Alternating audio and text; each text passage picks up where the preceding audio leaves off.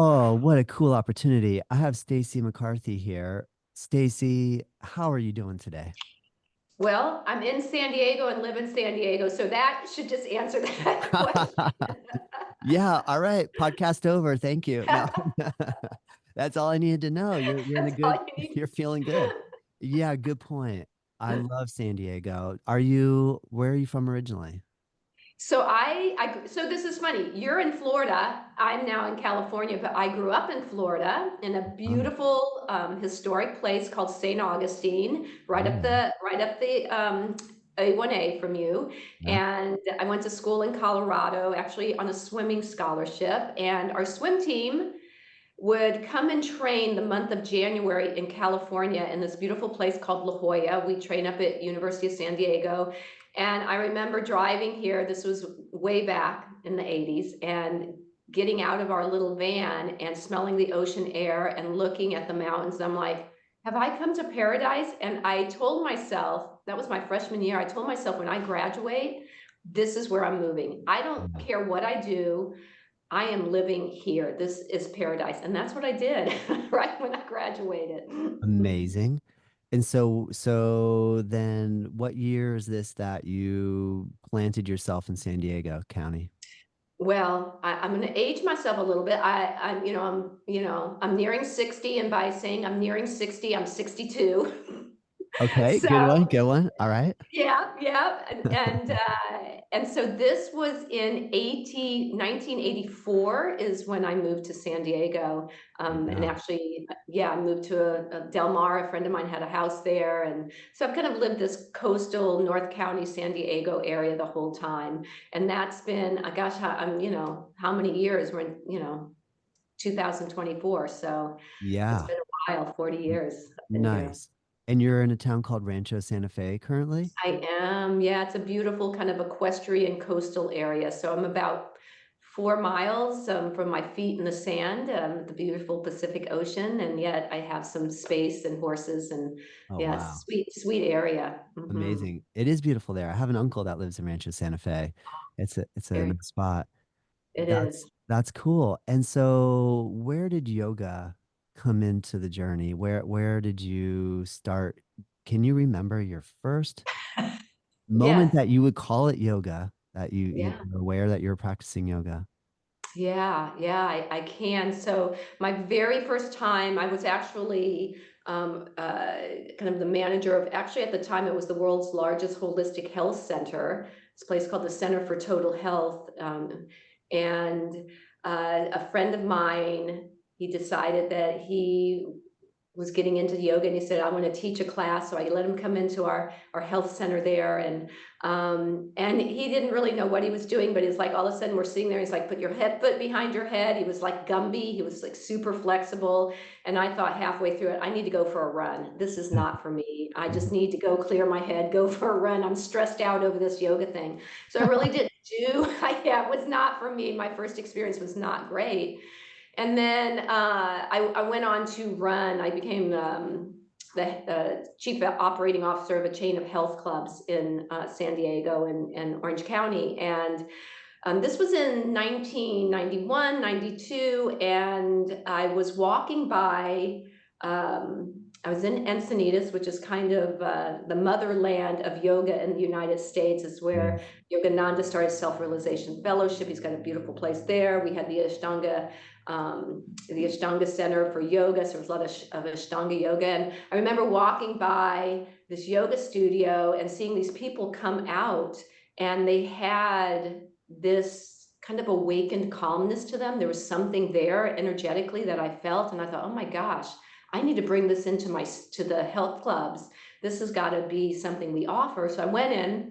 The owner of it was Tim Miller. Tim Miller was the first American ever certified by Patabi Joyce. And so, not knowing anything, walked up to Tim and I said, hi, I'm Stacy McCarthy, and I would love for you to teach yoga at our health clubs. And he said, wow, because I kind of have my own gig going here. So I'm going to pass on that. However, my assistant director might be interested. You can talk to him. And it was a guy named Dominique Corigliano. Y- And at this time, the 1991, 92, there wasn't yoga on every corner. Yoga was still not really that popular. This was the time again of like high-low aerobics and the step and all of this kind of, when we look at fitness, which is how a lot of people enter into the yoga world. So I talked to Dominique and he said, I'll come teach some classes. So I put him on the schedule and nobody would come. And he was very traditional. He knew one way to teach, and that was in the lineage of Patabi Joyce. So we started with the opening chant, Vande Gurnam, Chadanadavinde, Sandra Shita. We're in a health club, and it's like a fishbowl. There's windows out to the weight room with weights clamping. He's up on a stage, chanting away, traditional Surya Namaskara, Yekam, inhale, Dway, exhale. Nobody was coming. And Huh. I was like, except me. I Yeah. absolutely loved it. Yeah. There was Yeah. something there that was connecting to me the way he taught.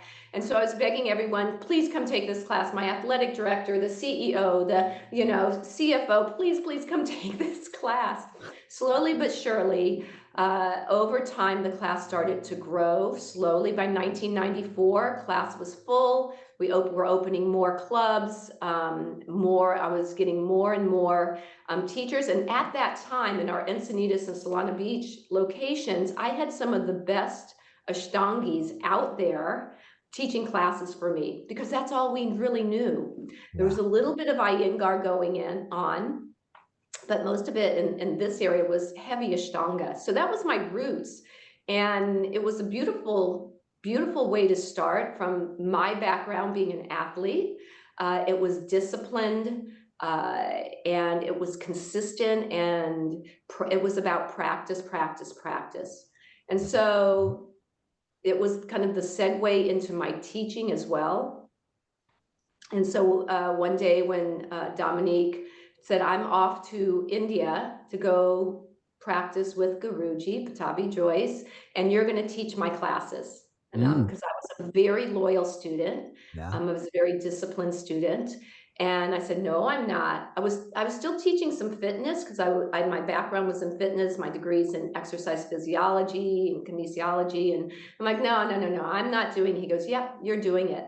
And so you don't say no to your teacher when they tell you it's time. And so I began teaching and I just did exactly what he did. Yeah. And I literally people were like, you teach just like Dom. And I'm like, yeah, and that's all I really knew. I didn't know anything. And again, think about this. This is over, 30, almost 35 years ago. So I Yeah. really didn't know anything better. And the evolution from there is, that's a whole nother long diatribe I could go on. That's so cool, Stacy. A couple of things I want to point out. So, when my wife and I used to live in California and practice with Tim at his place on East Street in Encinitas when he was there before I moved over to the Forum in Carlsbad, the was the name of the place that you were running, was it something Frogs, or Yes. was that So I it? was the COO of Frog. That's so cool. I had driven past that all the time because I was going up that, the main highway, and at that time everybody was like, yeah, there's an Ashtanga program over there. And so I found that that's so cool that you were the CEO of that. And then I had met Dominique in India in 2000. Were you able to hear me through all that, Stacey? Because I Yeah, sort it of kind of like it paused had a a little little bit. drop. Okay, The cool. internet was, I see yeah, a you little moving again. unstable. All right, awesome. I kept talking the whole time because I saw it froze, so I'll keep people listening. And I met Dominique in 2004 in India, and when we were practicing over there, and funnily enough, I'll tell you a classic Dominic story because you'll probably agree with this 100%. And I really like Dominic. He was so friendly to us in Mysore, so I have really good feelings about him. And when we came back, he was teaching a workshop, a second series workshop in La Jolla. And at that time, I was really wanting to learn second series, but you know how it is in Ashtanga. Like, you don't jump ahead, you don't rush ahead, you don't ask for poses, you kind of wait for your teacher to tell you and that type of thing. So I was so excited. I'm like, well, I'm going to sneak down to La Jolla for the day and take this second series workshop with Dominique. We walk in, there's a bunch of people there, and I say hi, and he kind of remembered me from India, and he was really nice. And he goes, all right, everybody, what's the first name of the first pose in second series? And I knew it, but I'm a little shy. I didn't want to like throw my hand up and say Pajasana. So I was like holding back. And no one said anything. Goes, all right. Well, if nobody knows the first name of the second series, we're not doing second series today because none of you guys are ready for this. So let's back up. And I remember at the time going, oh man, I came because it was second series and now you're not going to do that. But does that sound like Dominic to you? Yes, yes, that Yeah. does, and in fact, Todd, I think I was there, and probably we were mat to mat and did not know it at that time, You but actually remember that? was that at Prana Yoga at Gerhardt's Yeah. place? Yeah, Yes. yes, No way. We were yes, there together. yes, yes, we Oh my were. gosh, I have Yeah, chills and right now. Gerhardt's a very good friend of mine too. Well, that is very much Dominique, but it's part of why I love him, Yes. Yes. and because Mhm. in the Ashtanga method, it is to keep you safe because it is, such a challenging practice that, look, if you don't know what it is, you probably haven't practiced it enough times to really dive into it. Now, Yep. and again, it's not just, especially with Ashtangis can be so physical because it's such a physical practice that these are little, almost mind games of, we're going to break down your ego a little bit. You think you're ready to go into second series, but you know what? You're not. And I'll tell you another funny story. And for Please. some people who don't understand it, they may feel like, well, that's mean. That's like you paid money. You should get what you paid for.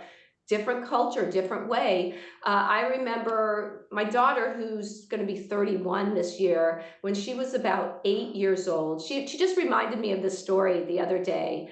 Um, Patabi Joyce, did you ever go to any of his like world tours when he popped in Encinitas? And Yes. so he was doing one of his world tours, and he was in I think it was in Encinitas at like some recreational center. Huge class, second series class again, I was there. and I was there with you as well for that one. I was at the so you YMCA. can probably relate to this. So one of the things that happens, Patabi Joyce or Sharath, when you get to the pose and you're practicing in a big room, and there's probably 100 people in this room for second series from all over the world. When you get to, let's say it's Pashasana, the first pose of the second series, if you cannot do it, you're going to get a little tap on your shoulder and this, Yeah. which means stop, go to the back of the room. Yeah. We get so at Pashasana, there's taps going on, back of the room, people not knowing what they're doing. By the time we got to Kapotasana, there were taps all over the place. Half the class is in the back of the room. And that's when my daughter walked in, and that's when I was in the back of the room. Oh yeah. And she said she and my husband walked in and she saw me in the back watching this with only, not that many people left. And she said it was so scary. It seemed so mean. What was going on? And that's what she remembers about this. But what's so interesting is people again were angry. They're like, I paid like $100 for this class and I don't Mhm. even get to finish it. And so what would happen, you'd sit in the back, as you may remember, and then when it was time for finishing poses, everyone got to come back up, lay back on their mat, and do their finishing poses ice cold after you've been sitting in the back of a rec center. So for anyone who was back in the day, like we were, it was a different time, a different place. Yoga's changed a lot through the Oh years, and yeah. we Oh yeah. but for all of us that have been through that, I think what it did for me is it really broke down the ego a lot, and it allowed us to do our practice hopefully with a little more grace. And for a lot of people who come to that style of practice, it's like, how far can I get in the series? What's the next thing? How far? And it may not.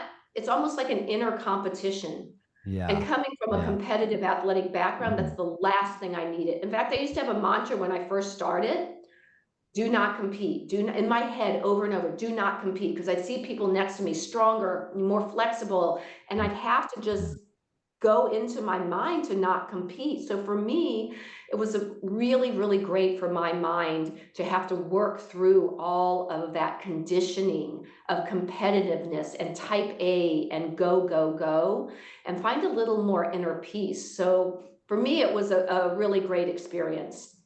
I agree 100%.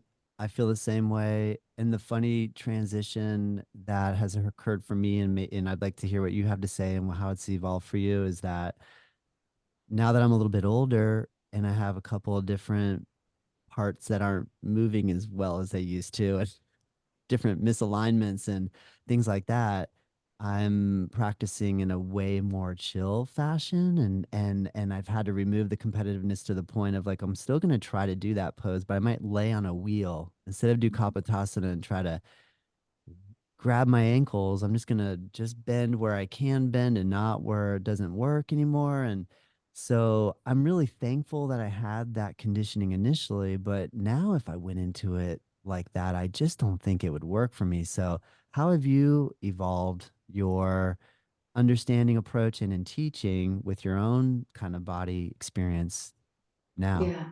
Yeah. Yeah, that's a great question. I think that's true for many, many people. We got this beautiful foundation through the Ashtanga method, and typically, it's a much um, younger demographic that's starting off there, and it gives us this great discipline and devotion.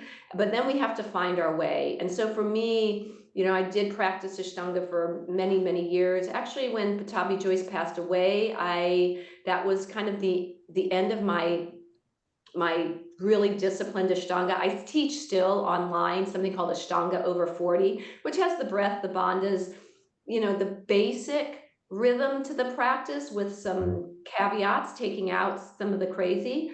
But what I found, I began doing more Iyengar, more Vinaya, so really getting very, very aligned, both the bone structure with the stability of the muscles. And that really, I like that because I already had kind of this rhythm and flow to find more of that. And I come from a kinesiology, the science of body movement. I'm a kinesiology professor. And so I have that understanding really well of the body, and it makes sense to me.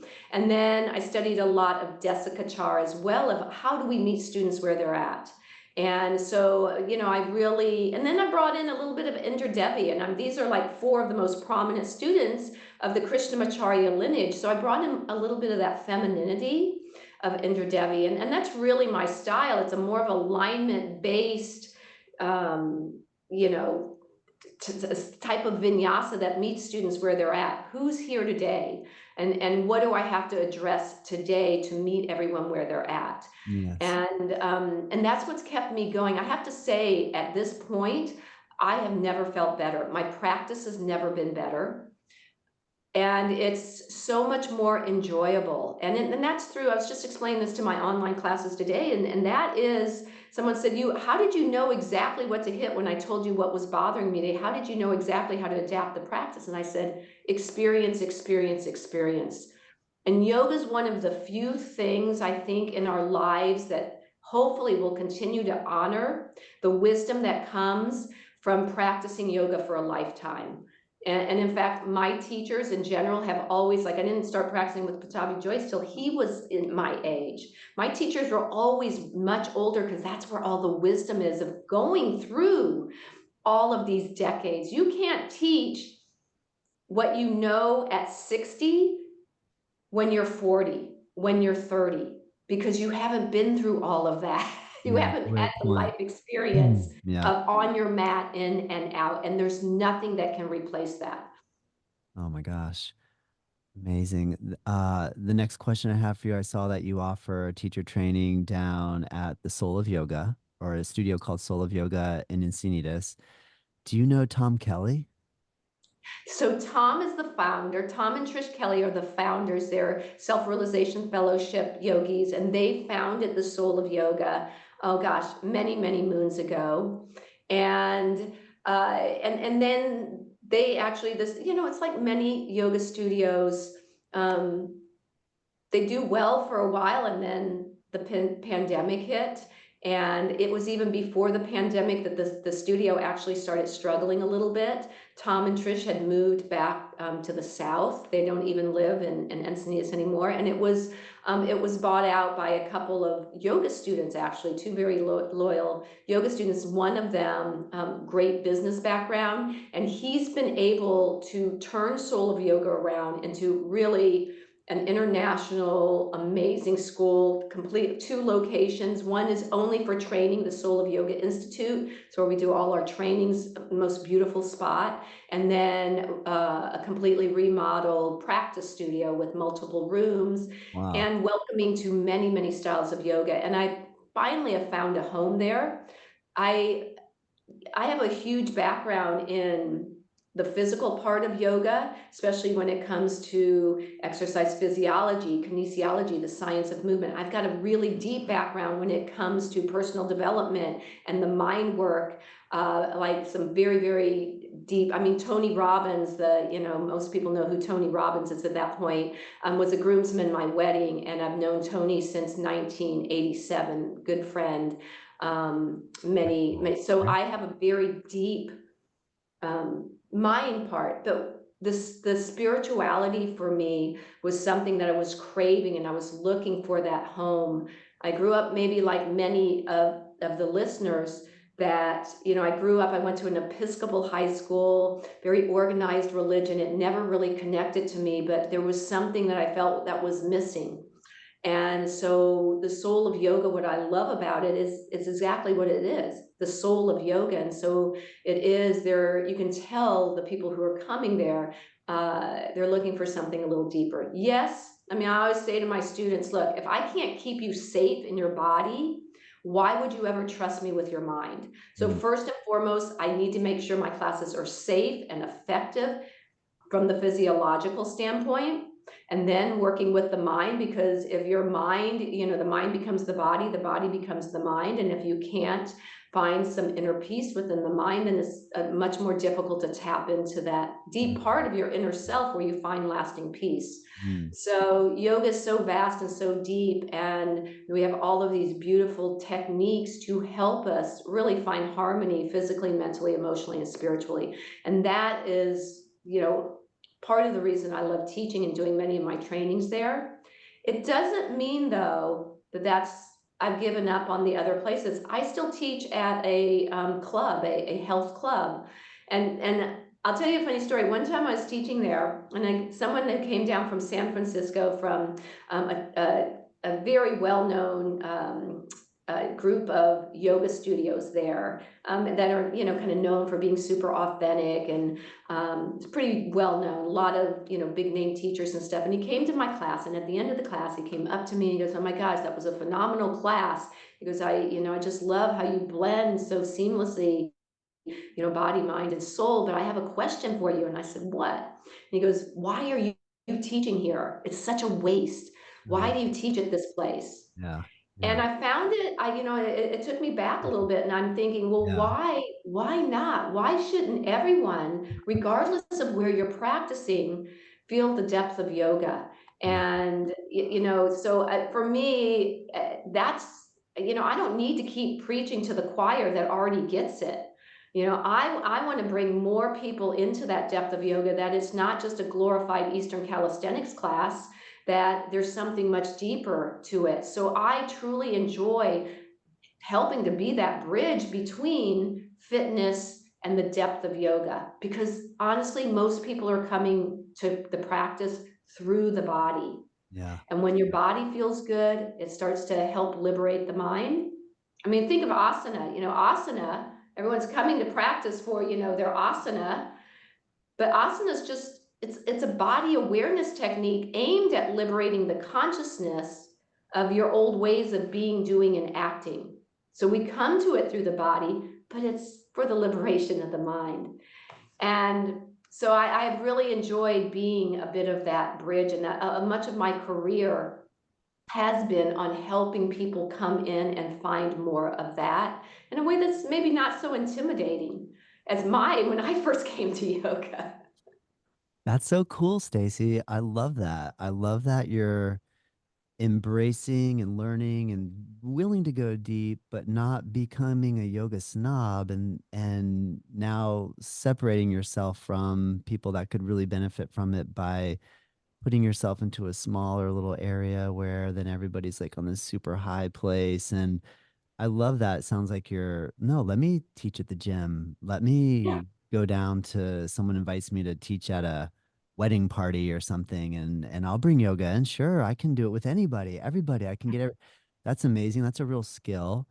You It truly is, and I'll share something with you. And obviously, I teach advanced courses in yoga philosophy at the college. I mean, I'm deep into all the ancient texts and the Vedas and the Upanishads and all of these ancient texts. However, who wants to be, yogier than thou, that all of a sudden, yeah. you're up here Yeah. and, if everyone's not talking Sanskrit and like on your level, then Yeah. you're not Yeah. welcoming to them. And Yeah. so I do a lot of speaking also in addition to my teaching. And like last week I was speaking at the Arizona Entrepreneurs Conference. And I bring in energy through the system of yoga to people who probably have never stepped on a yoga mat. And yet it's waking them up and they're loving it. I've spoken in Florida, in Miami, at huge crypto conferences, coming in Mm. Mm. and teaching people, about energy and, how to move their energy and capture and direct and regulate their energy without having to talk about the nadis and the bandhas and moving it up through the chakra system. And I can do that, but I want to get them excited and experience it so that maybe they want to look a little bit deeper. Well, how do I get a crypto conference to in what way did you explain energy to the Mm. cryptocurrency folks? Because obviously cryptocurrency is a energy movement transfer. Money's like a flow of Yeah, energy. It's moving. It's like a 100%. it's Yeah. you could look at like electricity or some sort of form of so how did you then relate it? What type of tactic Well, would you take in that department? Well, if you think, everything is energy. I mean, Albert Einstein said it, not me. Everything is energy. And so when you understand that and then you learn within your body, I start people in their body. I start them, with their physiology, because if your physiology is going to affect your psychology. Basically, the body becomes the mind becomes the body. So I teach people like something as basic as how do you align your bones? How do you stabilize your muscles so you can find more elongation, more space in the body? It's like a hose. If it's kinked, right? If you're kinked up, then guess what? The energy's not going to flow. And so I start with the body. I help people learn how to optimally align their body, stabilize their muscles so they find the elongation. Now I teach them, how do you move that energy up?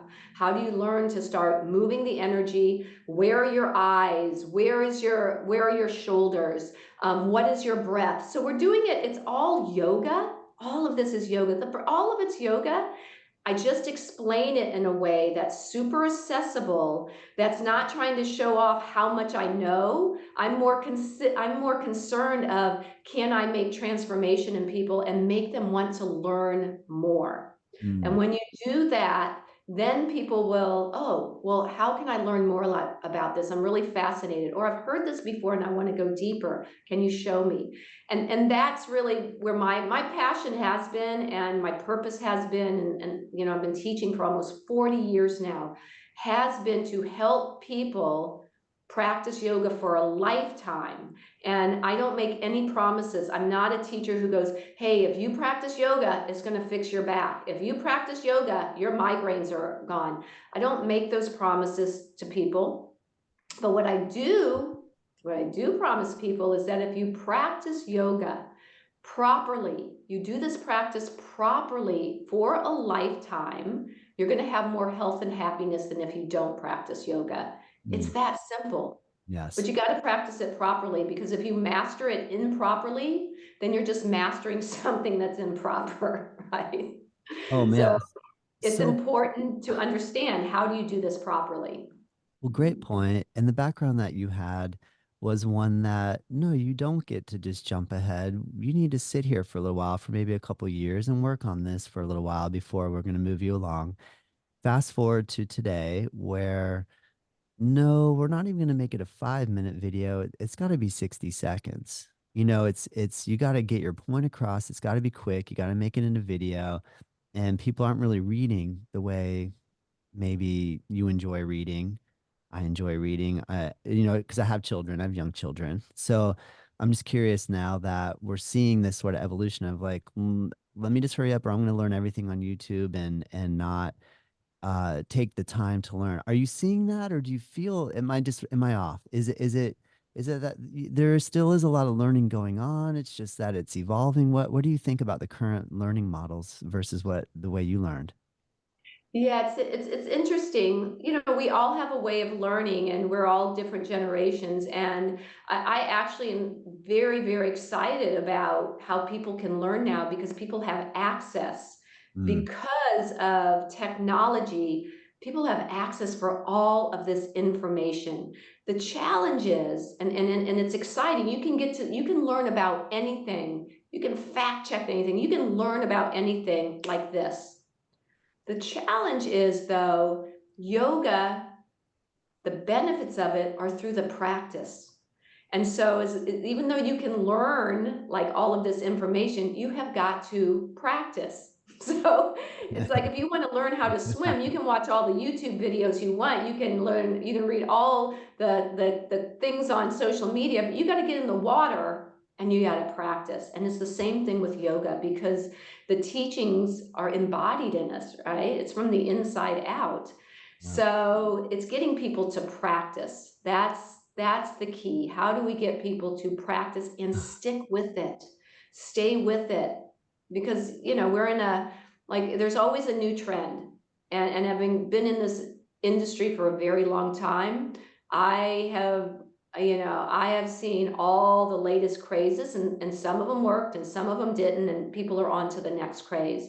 So it's really how can we help people fall in love with this practice and want to do it every single day. Doesn't mean you have to do an hour practice, but you got to connect to it every single day till it becomes there's always that analogy that's used all the time with yoga. It's like brushing your teeth. We use it all the time. It's got to become like that. It's true of any practice that you do. It's just got to be a part of you where you feel off. So I think to wrap that up, I would say that technology is a beautiful thing when it's used correctly, and there's nothing that can really replace in many ways a really great teacher that you connect to that can help you go further. I think that's something we'll always need. Well said. Have you noticed in teacher trainings that folks just want to come to the teacher training sessions but don't want to actually practice every day? Well, I think you probably know that answer. As yoga has exploded, one, there's teacher trainings all over there out now, around there now. I have it all the time where, and I don't let, like, for example, I have a training this weekend, and I don't let people come to it unless for this training, especially because it's align, assist, and adjust, and where you're going to get hands-on touch. You have to have a solid practice for at least 3 years Mm, because people will just pop in. They're like, I want to learn more. And they've been, on their mat 10 times. yeah. And Yep. they're just, physically, mentally, emotionally, and spiritually, maybe not ready for that. You've got to do some practice. You got to get that under your belt and feel it in your body, embody it a little bit. Great point. Thank you. Thanks for acknowledging that. Are you Yeah. what is your so like today, did you get a chance to practice what type of routine do you groove on the most now? And I'm gathering you've been exposed to, like you said, you're teaching philosophy, so you probably have been exposed to all the branches and different techniques and styles in terms of mantra and visualization and asana and pranayama and bhakti and devotion. Is there something that you keep a consistent every single day, or do you flow and move from different practices? I don't flow to a lot of different practices because I think consistency is key. So I know my body so well of what it needs. and where my points of whether it's weakness in the body or whether it's tightness in the body, I know exactly what it needs. I practice 6 days a week. You know, the Ashtanga roots, those tracks were laid pretty deep. And, you know, in Ashtanga, we practice 6 days a week with a day of rest. So I still practice asana 6 days a week. I have my personal practice. Now, is it always really long? No, some days it's, you know, 30 minutes, 20 minutes, but I can always get in 20 minutes. And then I meditate twice a day, every morning, every evening. And that's 7 days a week. So you know, my mind needs it every day, twice a day. And then my asana is 6 days a week. And for teachers out there, because I'm imagining you have some teachers on here, you know, a lot of people, when they begin teaching, use their teaching times as their practice time, and that's the fastest route to burnout. Mm. Your practice time is, that's why you started this whole thing. And so for me, my practice time is a sacred ritual that I do not miss. I would rather not teach a class than miss and then again, you know, I'm busy like everyone else, and my practice time is sacred time. Do you do that in private? Yes. Mm-hmm. Yeah, I do my own practice, Yeah. and that's just it's my time. Yeah. Yeah. And I have Wonderful. specific things that I know I need, um, and I do those consistently. You know, with the aging process, and again, this is where wisdom comes in. I remember, you know, and again, we go back to our roots. It's kind of like we go back to our childhood home many times. That lays our groundwork with your yoga journey. For many of you, you'll go back to that first teacher or that first, you know, style or lineage you started with, and what you learned, and you think that's it until you grow, maybe. But you know, I go back to the practice itself, and I remember in the Ashtanga primary series, which I did for so long, so long, it's all this forward bending. But for my body, what I needed was back bending. But because I was in this, like, you do it this way, I was constantly forward bending and I wasn't doing extension. So I get to the second series and, you know, my extension's all jacked up. So then I'm working on that really hard, going through a lot of injuries, quite honestly. Mhm. So I know that that's where it's really messed up. You know, I do okay through the second series. I was practicing the first half of third series. Mhm. And one day I'm practicing and I'm really struggling. And I thought to myself, why am I doing this? Like my Yeah. body has what it needs right now. I'm just doing this for my ego to Yeah. try to get further. And when my mantra is supposed to be, don't compete. And that's when I really kind of stopped the Ashtanga and went back. And so my practice now is a lot of extension of the spine, because the forward flexion, the twist, that seems to come for my personal body a little bit easier. Huh? None of it's been easy, by the way, but the extension of the spine has been very difficult. And as we age, that becomes even more pronounced because of all the slumping and slouching that we do. We Yeah. need an antidote to that. So a lot of my teaching is helping people with posture and extension in the practice. Nice.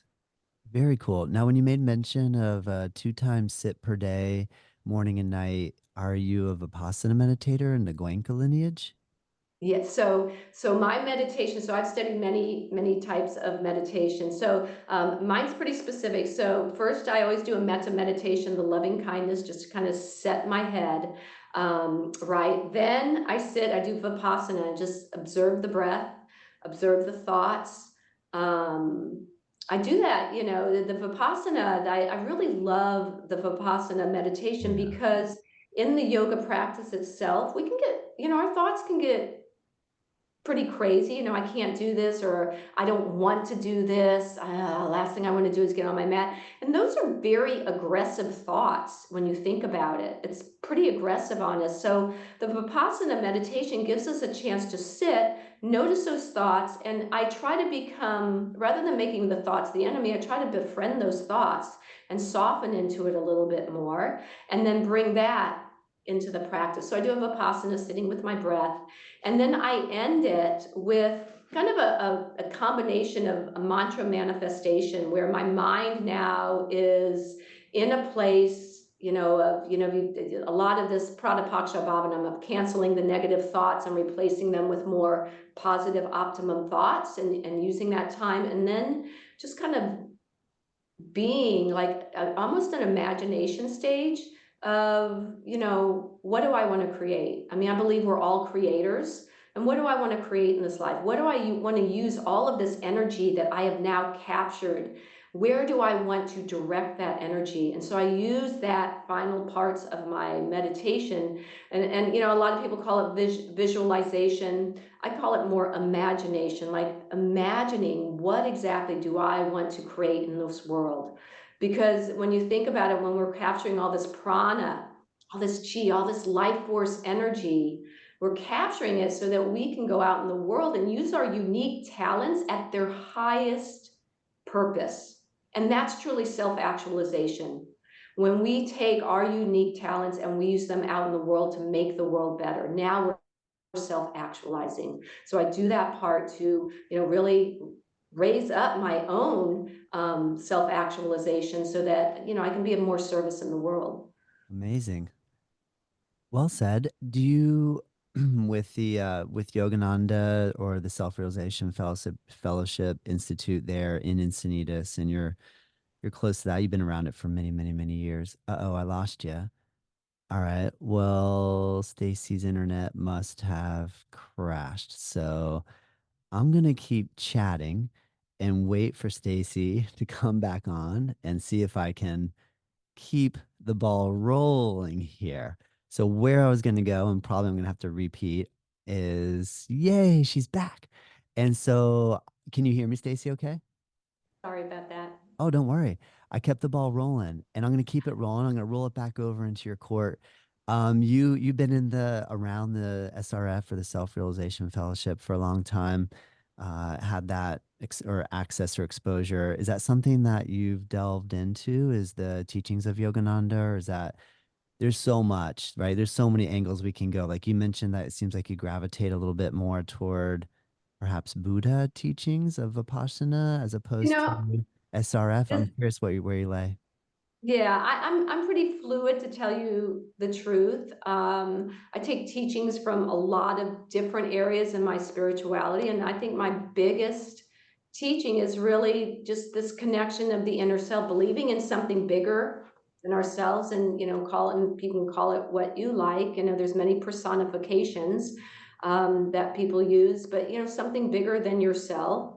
And so, what I love about SRF, Self Realization Fellowship, near me is actually the most beautiful meditation gardens you may find in the entire world, overlooking, we're on top of a Oh, amazing cliff overlooking the ocean. With the monks maintain this garden impeccably with koi ponds and beautiful flowers and benches and places to sit. And that is, in fact, I take my teacher trainings when we're in person on a meditation field trip, and that's one of the greatest gifts yeah. of having that there. But no, I'm fairly fluid in my beliefs. I pull a lot of the wisdom from Buddhism, pull a lot of the wisdom from the ancient text as well. So yeah, Can I take you down a slightly controversial path? sure. All right. I recently read a book called The Trauma of Caste by Thinmori Sundarajan. Have you heard of it? No, I haven't. She lays down the theory that the Brahmanism and the caste system is like one of the earliest systems of oppression, which is really interesting. And so now that I've read that and I'm going back to books like Vedas, Bhagavad Gita, Ramayana, I can't help but look at them from this angle now of this idea that one segment of society holds the key to spiritual realization. And if you're born into a body or a caste or something that isn't in that Brahmin caste, that you can never touch it, and we can't look at you and you can't look at us, and which is just so crazy to me and so heavy. But so now when I'm reading these older texts, which I initially just didn't really see any of that. I wasn't scouring them looking for where's the social injustice in these texts. And now when I'm going back into some of the older texts, and then she kind of positions that Buddha teachings, really that Buddha was very anti Brahmin tradition. And I'm not trying to like say anything against Brahmanism right now, other than what does that mean to you when you hear that? Does that make you think about anything? I haven't read the book, so, I don't feel qualified to really, Yeah, give understood. my feedback on it because I've never read it. Understood. What I would say is, the practice of yoga is a personal practice, and it is a practice of one. Your beliefs with whatever you believe in. And so when it comes to that, I think that if we can feel the connection of oneness, that we're one with all that is, that what is the route that you're taking? And I don't think it's for anyone else to tell you which path to take. I think that's, your path and your research and what do you want to study, because we're all impacted. Part of the challenges with this infobesity, all of this information, is it's super Infobesity. confusing. It's so confusing. So now you hear Mm. this and then you hear Yeah, another person's, yeah. and so it's almost too much of a bombardment of this external stimuli, of all of this media and noise and pings and rings, and everyone's telling you what to believe in. And my belief is that we have to learn how to move away from the external stimuli that's bombarding us and into our own inner body wisdom. And whichever path people are finding that, and what is the path and what do they believe, because there's just honestly, you can find a pro and a con to everything. So I tend to stay away from finding going too far to one side and too far to the other side, and I just come back in. What do I feel in my heart? When I connect to my heart, what do I feel? And really just connecting to that oneness of all things everywhere. Yeah. Beautifully said. Great answer. Thank you for letting me. Anytime someone asks you, like, are you ready to go controversial? Like, and you're willing, and you answered that Yeah. wonderfully. Thank you so much. You're welcome. Yeah. I mean, I mean, you're right. Where you live is kind of like the hotbed of yoga in the country. And Encinitas is considered one of like the yoga capitals of at least North America. And I don't know if it comes in behind Rishikesh, but the yoga I capital of think, the world, but it might be somewhere on that trail, somewhere in the top 10 cities around the world. What else do you see that is trending right now in your area? Is there anything that's like for good or well, for better or for worse? But what are you observing in your community? well, I think, and not just in the community here, I think across the board, what's happened is that, the Western world has come on and we've commercialized yoga. Unfortunately, in many ways, to the point where it's barely tapping its true intent, through just, getting people in. On the other hand, though, people, I hope, and I see a little bit more of, are looking for something deeper. So they come in through the body, whatever it takes. I mean, there's all those, so many things out there, but that they're finding like there's got to be something deeper here, and they want to go deeper. And we're finding that also, all these techniques with yoga that yogis have known for a century. All the pranayama techniques are now, all the breath work is very hip and cool, and meditation, meditation is where yoga was 30 years ago. And so all of these things that are yoga, that are truly yoga, we're getting the science data behind it, where it's starting to go out to help more people in the world. So if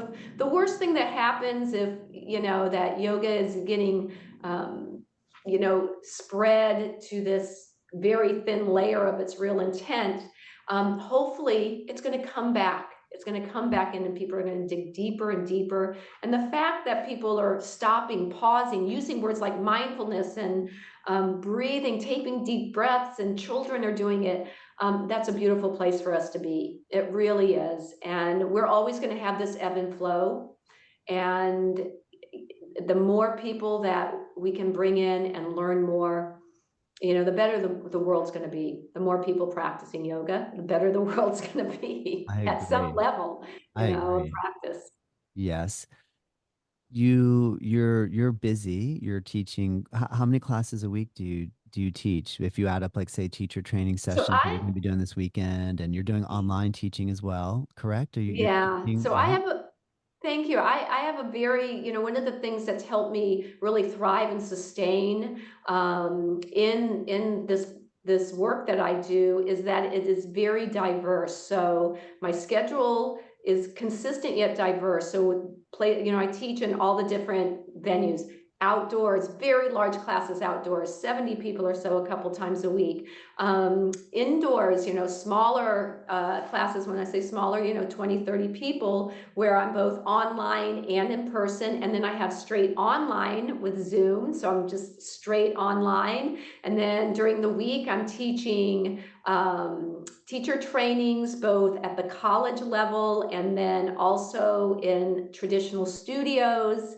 And then I also do, as I said, speaking and retreats. I mean, to be a yoga teacher and really thrive, if you don't own your own studio like you do, but you are an independent yoga studio, you really have to kind of find those niches of what you really love and diversify within it, so Yeah. that you don't get injured, so that you're growing and learning. I mean, look, 4 years ago, most teachers out there and most practitioners, we were all in a class talking to someone, learning, and then bam, all of a sudden, here we are 4 years later, and everybody knows what Zoom is. Everybody knows how to put their mic on. We're learning and growing in a different way. Mm.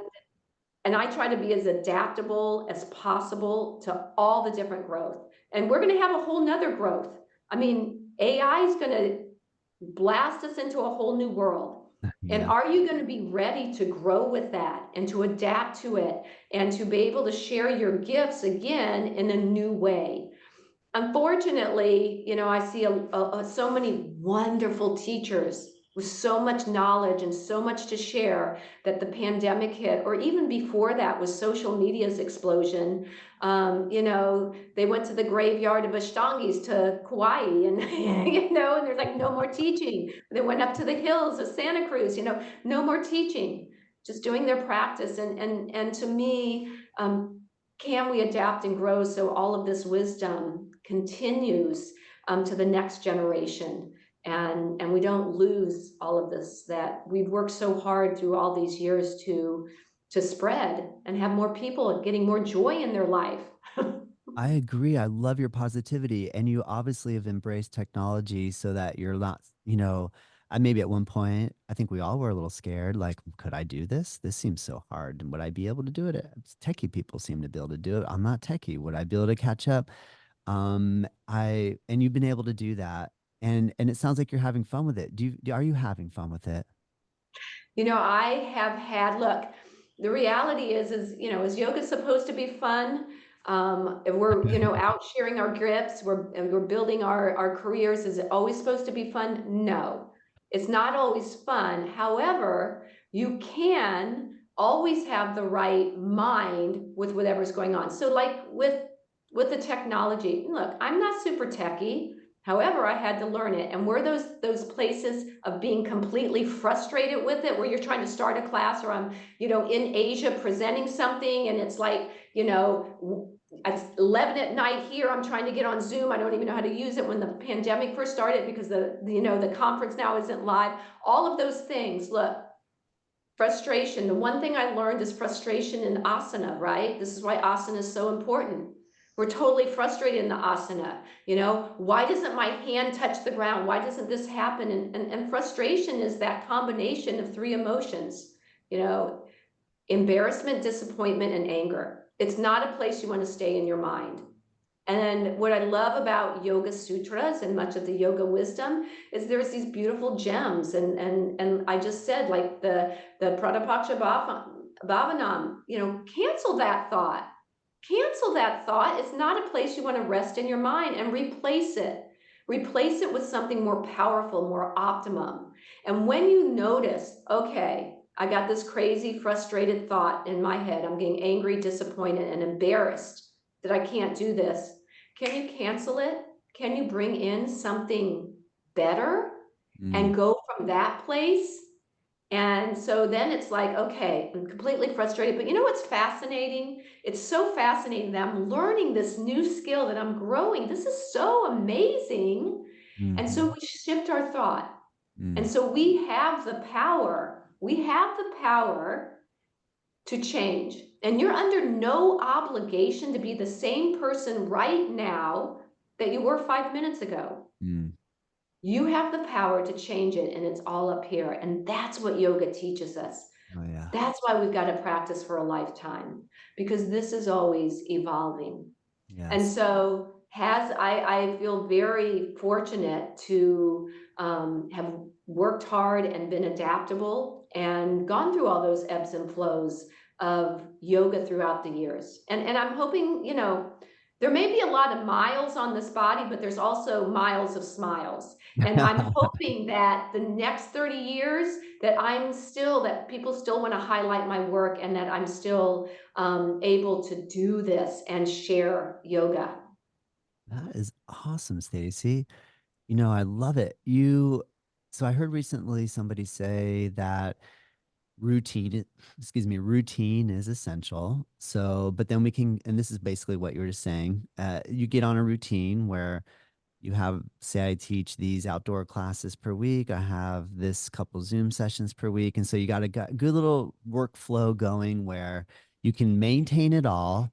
And then somebody mentioned the 80-20 rule, where 80% should be routine, but then we should designate 20% to trying something new, try like moving out of our comfort zone, being willing to try using Zoom or whatever it is. What would your 20% be right now that's taking you slightly out of your comfort zone? Or if you are thinking, I would like to also add this into my routine, what direction are you thinking about or heading in? That's a great question. So I look at it maybe a little bit differently. I've heard the 80-20, and I think that's a great, that is a great rule. I look at it, and again, because so much of my life is centered around teaching and sharing yoga, that I look at it kind of as bookends, that, we need consistency, I believe, at the beginning and the ending of class, because for our minds, I would do so much work with the mind. And then in the middle, we need some creativity, Mm, something that kind that's of cool. keeps us going and growing, learning and Yeah. growing. And Mm, that's true of our lives as well. So if we can have these kind of bookends in our lives where we have consistency overall, but then we need something creative. We're creators. All of us are creators. What can we do to create? So for me, some of the things I'm doing right now is I'm in the process of writing a book. And I've mm, written lots of certifications and manuals and yoga teaching books. This one's a little bit different. And so that's taking a lot of creative juice that I'm really enjoying. And What, also, what track? I'm What track? speaking more. What What's track that? are you, what track are you taking this book down? And if it's different from your It's typical a teaching? very interesting one. So I was a caregiver for both my parents for 7 years. They lived with me. Oh, My mom just recently passed away in October. oh, She had Alzheimer's towards the end. She was also in a wheelchair. My dad had some diabetes, some different things. So I was their primary caregiver oh my when they were gosh. living with me, and I Mm, was for every burden there's a blessing. And so was it hard work? Yes. Did I have to, you know do a lot of things that probably aren't wonderful to do? Yes. However, I also had the blessing of, up into their final breath, of being there through everything single stage, and it has transformed everything that I knew intellectually and practicing of the pose of Shavasana. And I have so many insights and so much that I want to share in this book, and I don't want to give too much away, but on if there's like one pose that's going to transform our lives, I believe that is the pose. Wow. And I just have some beautiful things, and it brings in very much, all the elements and with that we are made up of, and all of the oneness, and just the privilege of really being with someone in that final breath is very profound. And I got to do it twice, Wow. and very different experiences and the energy. So yeah, that's coming up, and that's going to be a lot of fun with it. My husband and I think might co-author it. My husband's his latest book was the Breakthrough Code, and it's much on energy, and the same with this podcast. So we do a lot of work with energy, and different energy, because Oh, everything wow. again is energy. So yeah, I'm excited about that. But that is, helping with the creativity. And I never would have been ready for this had I not had this experience over the last 7 years. These things would not have happened for me. So Oh that's my gosh. exciting. That That's is so exciting for me. cool. Well, And educate me about, I'm looking for my pen because I want to write it down, but oh, here it is. What is your husband's name? Tom McCarthy, yeah. And his book is called Breakthrough Code. The Breakthrough Code. Yeah.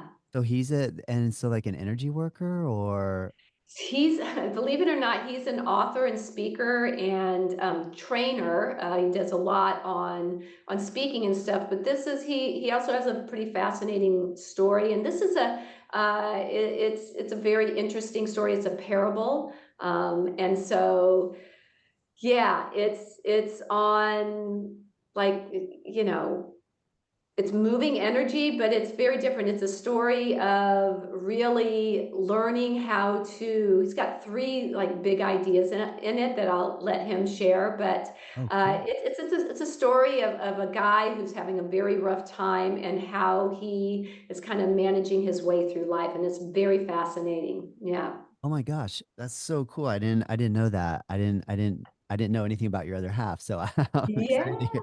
So is that where the yeah. connection is then with Tony Robbins and your husband is a motivational speaker? Is Yeah, that so he does do a lot of that. So Mhm. we met actually. Tom was running Tony's company. I mean, we're all in our 20s. We were all very young, and he moved to California to help run Tony Robbins' company. And Wow. I was actually up at Tony's house for a Super Bowl party, a very small Super Bowl party. And so Tony introduced us, and yeah, That's how you guys how, met. Very cool. that's how we And met. Yeah, that's and how we met. he has a podcast as well, your husband? He does. It's called the Breakthrough Code. Oh, Yeah. dude, I'll check it out. How cool is that? Yeah. Well, I Yeah. love the idea of your book. I mean, I want you to keep the secrets because then we can read it and we'll be surprised. But I'll come back on and we'll talk about that would be it. that would be amazing. Oh my gosh, you're right because we're actually past the hour mark right now. I don't want to get off, Stacy. You're so fun to talk to. Thank you so much. Thank you so much for taking time to share with me, and I'm so thankful to Wendy Harp because she's a listener of our podcast, and she said I asked her who can I interview, and she's like you got to reach out to Stacy. So thank you so much, Wendy, for Thank you, introducing Wendy. us. Yes. Is there anything, Stacy, that we could possibly add to this to try to wrap in toward our conclusion? Is there anything you feel like either you want to leave us on a note you want to leave us and or any sort I, of I think to kind of wrap it up and kind of wrap up, my thoughts on sharing yoga in the world, and doing our best to welcome everybody into the practice of yoga. I'll share a funny story. It's also, my company name is Yoga Namaste, which I didn't make up. A group of front rowers at the end of the class, when I say namaste, they'd go Yoga Namaste. And then when websites were first starting, they're like, you got to name it that. And I thought it was all for fun. I had no idea this is where the world was going to go. But that word namaste it's always meant something to me from the first time I heard it. And I remember I was teaching a class Um, at the gym, because I told you I teach at a variety of places, and it was a Tuesday, Thursday, 12 o'clock, jam packed.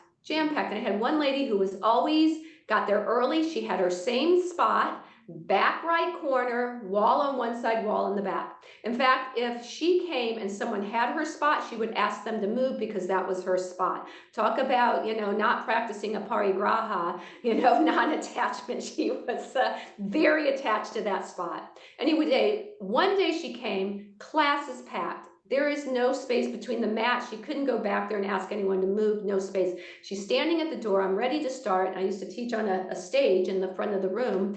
And she's looking at me, and I said, well, you can come up on the stage with me if you want to. She said, okay. So she came up on stage. We have a beautiful practice. End of practice, we're coming out, we're sitting, facing the class, bring my hands together, and I say namaste, and the class says namaste. Class is rolling up their mats, getting ready to leave, and she looks at me and she goes, what did you say? And I said, well, I said, namaste. And she goes, namaste. She goes, what's namaste? And I'm thinking, this lady's been taking my class for years. And I said, well, namaste, the divine light in me bows, honors, and sees the divine light in you. And when you are in that place and I am in that place, we are one. And she looks at me and she goes, huh, all this time? I thought you were saying, have a nice day. And so my point of this is we've got to welcome people and meet people where they're at without this like judgy yogier than thou, because we don't know where they're going to go. We don't know if they're going to be the next person that transforms millions of lives. And so yoga, each of us who gets up and practices yoga, who teaches a yoga class, who does whatever they can to learn a little bit more about yoga, is creating a ripple effect. And so it's important for us, I think, to be very welcoming and have people come as they are. Oh man, you're good. You're a good speaker. You got some skills, Stacy. I really enjoyed this. I really appreciate it. You're super fun, great vibes, so positive, and so consistent over such a long period of time. And that was a great closing statement. I love it. Thank you. Yeah. Thank you. I Thank you, can't. everyone, for watching this long and listening this long. Yeah. Yes, all of our listeners are endurance listeners. I can't do less than an hour. It's just not possible. It's not possible. So thank you everybody for being endurance orientated. Thank you, Stacy. I can't wait to catch up with you next time in California. I'm gonna come visit you.